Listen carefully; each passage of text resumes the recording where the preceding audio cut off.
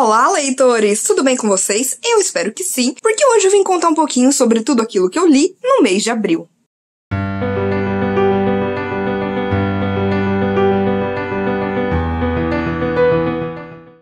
Abril foi um mês em que eu não li tanta coisa assim, mas que eu consegui cumprir basicamente toda a minha TBR e tiveram algumas leituras que já são favoritas do ano. Vou contar pra vocês, então vamos lá!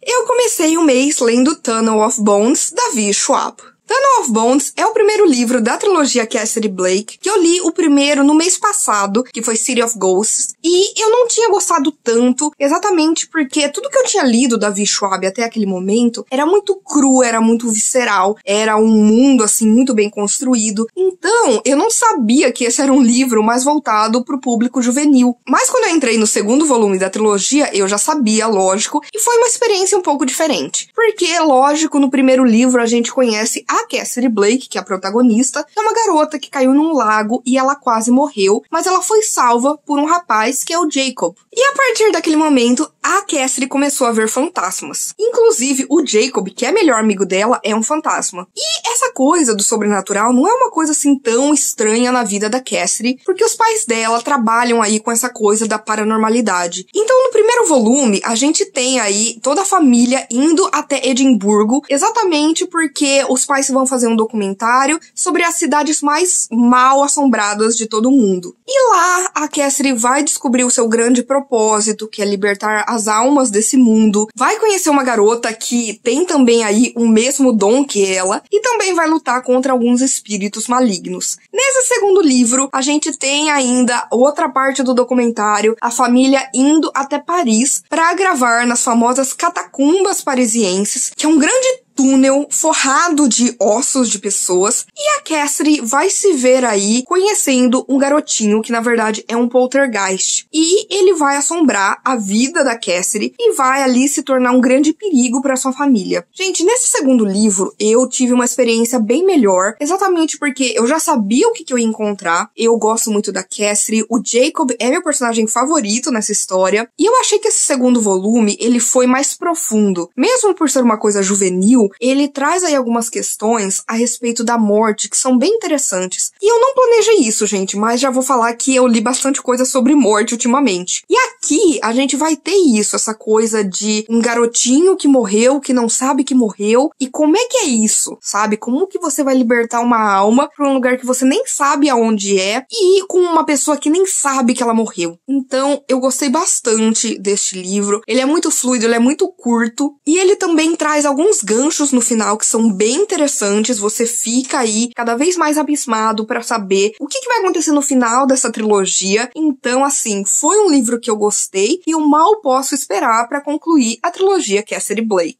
Depois disso, eu li o quarto volume de Death Note. O quarto volume de Death Note, gente, eu não posso falar tanto sobre, porque seria aí muitos spoilers, mas foi o volume que eu menos gostei até agora, e ainda assim foi ótimo. A gente ainda vai ter muito dessa tensão entre o Light Yagami, que é aí um serial killer, o Kira, que está matando vários assassinos e quem entra no seu caminho, versus o L, que tá aí ajudando a polícia a tentar encontrar, né, esse serial killer. E aqui a gente vai conhecer mais sobre uma personagem que é a Misa Money, e a Misa, ela é uma jovem que ela tem muito respeito pelo Kira, pelo Light, e ela também possui um Death Note, que é esse livro da morte, onde você simplesmente escreve o nome de alguém, e aí essa pessoa vai morrer. Mas o interessante é que a gente vai ter o encontro dela e do Light, os dois que são donos de Death Notes, e ela vai se mostrar completamente apaixonada por ele. Só que ele só quer usar ela. E assim, gente, aqui é que entra a questão que eu não gostei tanto, mas que eu entendo muito o que o autor quis fazer. Exatamente porque a gente sabe claramente que o Light, ele é o vilão da história. Mesmo que ele tá tendo esse mundo de utopia, de justiça, o que ele tá fazendo é assassinato. Só que aqui essa coisa dele ser o vilão fica ainda mais óbvia, porque você vai ver que ele não liga nem pras pessoas que fazem parte da vida dele, que estão ao seu redor. A maneira como ele trata a Misa, exatamente porque ela tem os olhos de Shinigami, ela trocou metade da vida dela pra poder ter aí o dom dos deuses da morte, de olhar pra alguém e já saber o nome e o tanto de vida que essa pessoa tem. E ele acha que ela tá ali só pra servir ele, pra ele descobrir o nome do L, e é isso. Então, me deu vários gatilhos, sabe? A gente vê como ele realmente é abusivo e tóxico. Mas, como eu disse, eu sei que essa é a intenção do autor, de falar assim, olha, se você não percebeu até agora, ele é o vilão. E assim, foi mais um volume que eu gostei muito, que tem muita tensão, que você fica nesse jogo de gato e rato entre o Light e o L, que você fica ali querendo muito saber o que vai acontecer depois. Tem muita cena de ação, tem aí personagens novos que são bem apresentados. A gente vê toda a genialidade que existe nesse mangá. As artes são maravilhosas, são fluidas, você consegue entender quadro por quadro o que tá acontecendo. E assim, eu gostei muito, mesmo sendo um volume que me deu alguns gatilhos. Então assim, mal posso esperar para ler o próximo volume de Death Note. Para o projeto Lendo Christie, o livro do mês foi O Detetive Parker Pyne. Esta é uma coletânea da Agatha que conta aí com 12 contos que vão girar em torno do detetive Parker Pyne. Ele coloca no jornal o seguinte anúncio: você é feliz? Se não for, consulte o Sr. Parker Pyne. Então a gente vai ter desde pessoas que são infelizes por algo muito pequeno até por algo grandioso, indo procurar esse detetive para enfim encontrar aí a sua felicidade. Como todo livro da Agatha, ele é muito fluido, ele é um livro muito gostoso de ler, ele assim passa o tempo e você nem vê, mas eu ainda não sei muito o que pensar a respeito dele. Porque assim, o Parker Pyne, ele é um personagem aqui já mais velho, que ele já se aposentou num cargo que ele tinha no governo e resolveu abrir meio que essa agência de detetives, e enquanto em alguns momentos ele vai de fato investigar aí casos pra tentar descobrir as coisas, pra poder fazer as pessoas felizes, em outros ele vai ser meio que um malandro que vai achar uma outra forma que não tem nada a ver com pesquisa, com observação, com dedução, para trazer a felicidade para essa pessoa de volta. Então, por exemplo, essa história ela pode se dividir em duas partes. A primeira, que a gente tem aí a maior parte dos contos, a gente tem mesmo o Parker Pyne passando a perna nas pessoas, tirando um dinheiro delas e trazendo aí para elas uma certa alegria com coisas que não tem nada a ver com o detetive. Sabe? É só ele sendo malandro mesmo. Enquanto isso, os contos mais pro final, eles se passam em viagens que o Parker Pyne tá fazendo. Então ele tá indo pra Grécia, pra Bagdá, e aí ele vai ter que de fato encarnar o detetive e descobrir aí questões de brincos que sumiram, de pessoas que desapareceram e por aí vai. Eu de fato gostei mais desses últimos contos, porque eu achei eles realmente surpreendentes, mas eu posso dizer que teve um ou outro aí dessa primeira parte que você percebe que realmente às vezes a felicidade é uma coisa que pode ser encontrada de uma forma muito simples. E ele é um livro que ele reflete muito sobre isso, nessa questão de que cada pessoa precisa de uma coisa para ser feliz e que talvez essa coisa possa ser encontrada em algo muito, muito simples, que não precisa assim de ter um grande detetive descobrindo que alguém sumiu e aí por isso essa pessoa tá infeliz. Não, às vezes é algo muito simples da sua vida que pode ser resolvido facilmente. Então, no geral, apesar de eu ter gostado de alguns contos, teve algumas coisas que me incomodaram, por exemplo, alguns preconceitos e estereótipos, principalmente voltados aí pra estrangeiros, e isso foi uma coisa que me deu meio que um negócio que eu não gostei tanto, achei meio xenofóbico, mas, tirando isso, achei que foi, assim, um livro interessante, com uma proposta diferente do que geralmente você encontra nos livros da Agatha. Eu posso dizer que, assim, eu curti conhecer o Sr. Parker Pyne. Depois disso, eu li My Best Friend's Exorcism, ou O Exorcismo da Minha Melhor Amiga, do Grady Hendrix. Primeiro, olha essa estética maravilhosa, uma coisa bem anos 80, porque ele vai se passar, sim, nos anos 80. Aqui a gente vai conhecer a Abby e a Gretchen, que desde criança elas fazem aí uma amizade que vai crescendo conforme os anos passam, mesmo que elas tenham, assim, backgrounds bem diferentes. Só que numa noite, as duas estão passando aí uma noite na casa do lago de uma amiga, já que é um grupo agora de amigas, né? A Abby, a Gretchen, a Glee e a Margaret. E a Gretchen vai acabar se perdendo vivendo no meio da floresta. As amigas tentarão encontrá-la, mas só conseguirão achar a Gretchen de manhã. E a Gretchen não vai se lembrar de nada que aconteceu naquela madrugada. Até que ela vai começar a ter aí uns flashbacks bem estranhos. E a Abby vai perceber que talvez algo tenha possuído a sua melhor amiga, porque ela começa a não ser mais ela mesma. Não só em questão de personalidade, mas a pele dela começa a descamar, o cabelo começa a ficar todo acabado, ela não escova mais os dentes. Então, assim, é uma coisa bem bizarra. Gente, eu gostei bastante deste livro. Ele tem, sim, umas coisas que me incomodaram, no sentido de que ele entra nessa coisa dos anos 80, que é algo já batido. A gente tem uma coisa bem sessão da tarde, duas amigas contra um demônio, será que elas conseguem sair desta confusão? E também tem vários estereótipos e algumas falas que representam aquela época, que fazem parte dos anos 80, mas que hoje em dia a gente sabe que são coisas completamente erradas, então elas acabam incomodando. Além de que essa coisa toda de ser um livro sobre possessão acaba aí sendo meio que um tiro que saiu pela culatra, porque eu entendo que o autor, o Grady Hendrix, ele tenta fazer aí toda uma crítica a respeito de fanáticos religiosos, mas aí ele coloca uma figura totalmente sobrenatural. E aí eu acho que muita gente não entende ali a ironia do que ele tá querendo passar. Mas eu me diverti muito lendo esse livro, gente. Eu gosto muito da amizade entre a Gretchen e a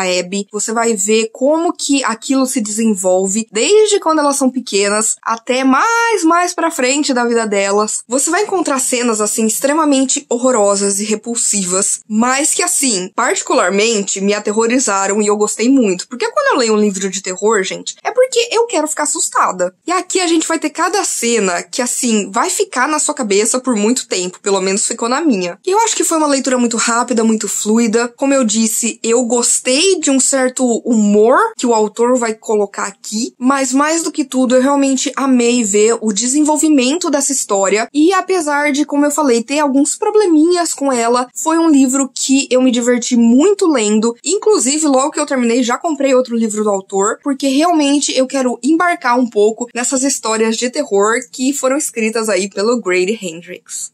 Aí chega um impasse, que vocês sabem que o último livro que eu falo aqui nas leituras do mês é o melhor livro que eu li no mês. Porém, eu li 2 livros que foram, assim, favoritos em abril. O primeiro deles que eu vou falar rapidinho aqui, porque vai ter um vídeo resenha só sobre ele, que é Norwegian Wood, do Haruki Murakami. Gente, que livro lindo! Até agora, esse se tornou o meu livro favorito do Haruki Murakami. Foi o 4º livro lido para o projeto Murakamando. E aqui, a gente vai conhecer o Toru Watanabe, que já está aí nos seus quase 40 anos. E de repente, ele ouve no rádio a música Norwegian Wood dos Beatles. E isso faz com que ele se lembre da Naoko, que foi uma jovem pela qual ele foi apaixonado. E ele prometeu para ela que ele jamais esqueceria da Naoko. Só que o que acontece é que ele já tá aí nessa certa idade e ele já não lembra alguns detalhes. E é quando ele senta e resolve escrever a história tanto dele quanto da Naoko. Então a gente vai ser levado para uma viagem nos anos 60, quando ele era universitário, e ele vai contar um pouco sobre a vida dele no dormitório, sobre as aulas que ele frequentava, sobre os encontros casuais e sexuais, porque esse é um livro que fala muito sobre sexualidade e principalmente a gente vai conhecer aqui as mulheres que fizeram parte da vida dele, como por exemplo a Midori, que é uma moça extremamente extrovertida, enérgica, cheia de perguntas e curiosidades, e também, claro, a Naoko, que ele vai contar que eles se conheceram quando eles eram bem jovens, porque ela era namorada do melhor amigo do Toru, o Kizuki, e o Kizuki acabou tirando a própria vida. E essa tragédia foi aí o que fez com que o Toru e a Naoko se conectassem pra sempre. Esse livro em si, ele é um grande drama. Ele é um livro que fala, sim, sobre sexualidade, sobre amor, sobre saúde mental, mas principalmente ele vai falar sobre a morte, porque ele é um livro que a gente vai ter muitos personagens aqui que de alguma forma ou de outra vão morrendo, e a gente vai sabendo um pouco mais disso através dos olhos do Toru. Então esse livro vai trazer muitas reflexões a respeito da morte, não apenas os detalhes que ficam das pessoas que se vão, como o que acontece com as pessoas que ficam para trás. O Murakami evoca muitas imagens interessantíssimas de insetos e aves para mostrar realmente aquelas pessoas que passam pela nossa vida e se vão. Ele usa metáforas lindas, ele também tem uma linguagem muito simples, que é uma coisa já do Murakami, né? Escrever de uma maneira muito fluida, muito tranquila, mas com frases que vão te impactar. Esse é um livro que ele tem sim muitos gatilhos a respeito de depressão, de ansiedade, de pânico, e é aquele livro que você se apega aos personagens já sabendo o que vai acontecer com eles. Então ele é bem difícil, mas eu senti que é uma história que vai ficar comigo por muito tempo, que desde que eu li, eu fico pensando sobre ela e refletindo. Então, de fato, eu entendo por que esse é considerado um dos melhores livros do Murakami, porque sim, pra mim foi. Eu me apaixonei completamente por Norwegian Wood. E lógico, fiquem tranquilos que eu vou trazer uma resenha mais detalhada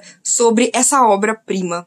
Mas eu também preciso falar deste livro que eu amei, que foi The House in the Cerulean Sea, do T.J. Klune. Aqui a gente vai conhecer o Linus Baker, que trabalha num departamento de humanos que controlam aí a magia em adolescentes e crianças. Então, geralmente, ele é mandado para orfanatos em que alguma coisa mágica aconteceu e que ele precisa ver se aquela criança tá segura, o que exatamente ocorreu, se aquele lugar precisa ser fechado e por aí vai. E ele é um cara, assim, bem metódico, com uma vida muito simplória, que tem uma gata temperamental, ele só gosta de ficar em casa ouvindo ali os seus discos e ele já se convenceu que ele nunca vai encontrar um namorado. Até que ele é mandado para um trabalho secreto, uma missão, que é investigar mais um orfanato aí que fica numa ilha e que conta com 6 crianças que são aí seres mágicos e que podem trazer de alguma forma o fim do mundo. E ele vai descobrir mais do que isso. Ele vai perceber como a vida é muito maior do que um simples trabalho. Ele vai compreender mais a respeito de amor, de amizade, de família, de preconceito, de autoaceitação. E é um livro magnífico. Porque assim, conforme a gente vai acompanhando a jornada do Linus, a gente sabe como ele é. E a gente vai ver, através dos olhos dele, como que ele enxerga este orfanato e as 6 crianças que ele vai conhecer. Porque aqui, por exemplo, a gente vai ter uma gnoma, a gente vai ter um lobisomem que quando nervoso ele se transforma num Lulu da Pomerânia, a gente vai ter aqui o anticristo e a gente vai ter principalmente o dono desse lugar, que é o Arthur Parnassus. E a gente vai conhecer mais a respeito dele e do trabalho que ele faz ali com aquelas criaturas mágicas. O mais legal aqui, gente, é que o T.J. Klune, ele utiliza essa roupagem de fantasia para falar de coisas muito importantes, como as questões de preconceito. A gente vai ver aqui essas criaturas como, na verdade, minorias que são maltratadas pela sociedade na qual nós vivemos. Então, a gente vai ter, sim, essa questão de ser diferente. A gente vai ter temas aqui como gordofobia, homofobia, basicamente tudo aquilo que as minorias sofrem na mão da maioria que veem eles como diferentes e extraordinários. Foi um livro, gente, que apesar de ele lidar com temas muito fortes, ele também vai ter, assim, algo muito leve, muito gostoso, porque foi um livro que eu ri demais. Foi um dos livros que eu mais gargalhei na minha vida, porque a gente tem aqui figuras extremamente interessantes, você tem um romance muito fofo que vai se desenvolver, você vai se apegando a essas crianças e vai vendo como cada uma tem ali a sua peculiaridade e perceber por que elas estão ali naquele orfanato. E você vai acompanhar principalmente o Linus, quando ele é colocado num lugar totalmente diferente do que ele está acostumado, a maneira como ele vai enxergar isso e como ele vai mudar ao longo dessa narrativa.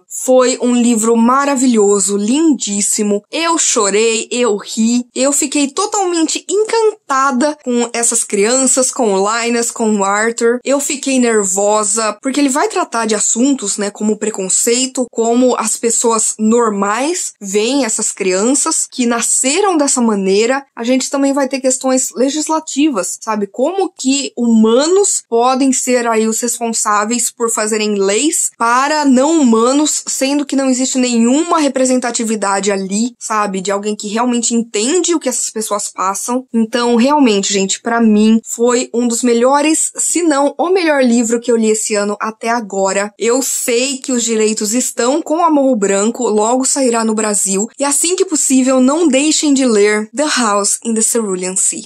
E é isso, gente! Eu espero que vocês tenham gostado do vídeo de hoje. Por favor, se você quiser continuar conversando comigo a respeito de literatura ou qualquer outra coisa, não deixe de me acompanhar nas minhas outras redes sociais. Curta esse vídeo, porque isso ajuda muito o meu trabalho, faz com que esse vídeo chegue a mais pessoas. Compartilhe com seus amigos, comente aqui embaixo qual a melhor leitura que você fez no mês de abril. Por favor, não deixe de se inscrever no canal Livre em Livros e já ative as notificações, porque você já sabe que toda semana tem conteúdo novo por aqui. Então a gente se vê no vídeo que vem.